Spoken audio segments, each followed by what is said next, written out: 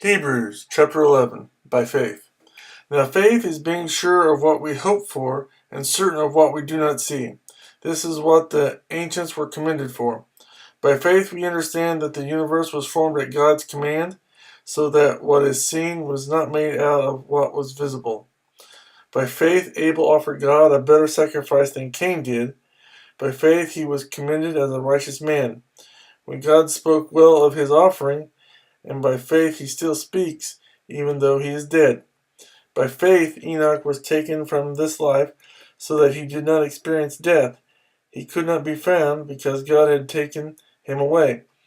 For before he was taken, he was commended as one who pleased God.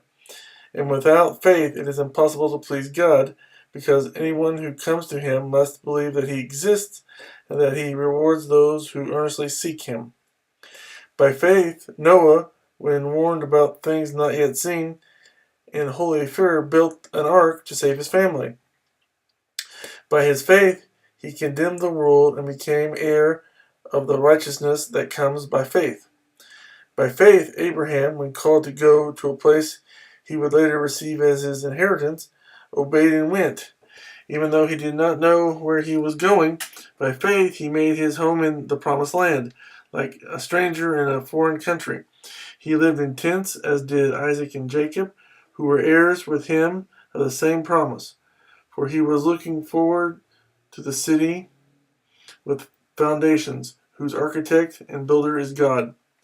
By faith Abraham, even though he was past age and Sarah herself was barren, was enabled to become a father because he considered him faithful who had made the promise. And so from this one man, and he as good as dead, came descendants as numerous as the stars in the sky and as countless as the sand on the seashore. All these people were still living by faith when they died. They did not receive the things promised. They only saw them and welcomed them from a distance. And they admitted that they were aliens and strangers on earth. People who say such things show that they are looking for a country of their own. If they had been thinking of the country they had left, they would have had opportunity to return.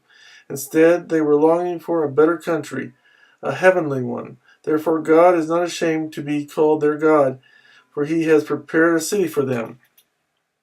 By faith Abraham, when God tested him, offered Isaac as a sacrifice. He who had received the promise was about to sacrifice his one and only son, even though God had said to him, "It is through Isaac that your offspring will be reckoned." Abraham reasoned that God could raise the dead, and figuratively speaking, he did receive Isaac back from death. By faith Isaac blessed Jacob and Esau in regard to their future. By faith Jacob, when he was dying, blessed each of Joseph's sons and worshipped as he leaned on the top of his staff. By faith Joseph, when his end was near, spoke about the exodus of the Israelites from Egypt and gave instructions about his bones. By faith Moses' parents hid him for 3 months after he was born, because they saw he was no ordinary child, and they were not afraid of the king's edict. By faith Moses, when he had grown up, refused to be known as the son of Pharaoh's daughter. He chose to be mistreated along with the people of God rather than to enjoy the pleasure of sin for a short time.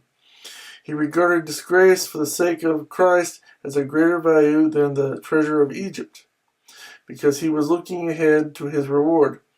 By faith he left Egypt, not fearing the king's anger. He persevered because he saw him who is invisible. By faith he kept the Passover and the sprinkling of blood, so that the destroyer of the firstborn would not touch the firstborn of Israel. By faith the people passed through the Red Sea as on dry land, but when the Egyptians tried to do so, they were drowned. By faith the walls of Jericho fell after the people had marched around them for 7 days. By faith the prostitute Rahab, because she welcomed the spies, was not killed with those who were disobedient. And what more shall I say? I do not have time to tell about Gideon, Barak, Samson, Jephthah, David, Samuel, and the prophets, who through faith conquered kingdoms, administered justice, and gained what was promised, who shut the mouths of lions, quenched the fury of the flames, and escaped the edge of the sword, whose weakness was turned to strength, and who became powerful in battle and routed foreign armies. Women received back their dead, raised to life again. Others were tortured and refused to be released so that they might gain a better resurrection. Some faced jeers and flogging, while still others were chained and put in prison. They were stoned, they were sawed in two, they were put to death by the sword. They went about in sheepskins and goatskins, destitute, persecuted, and mistreated. The world was not worthy of them. They wandered in deserts and mountains, and in caves and holes in the ground. These were all commended for their faith, yet none of them received what had been promised. God had planned something better for us, so that only together with us would they be made perfect.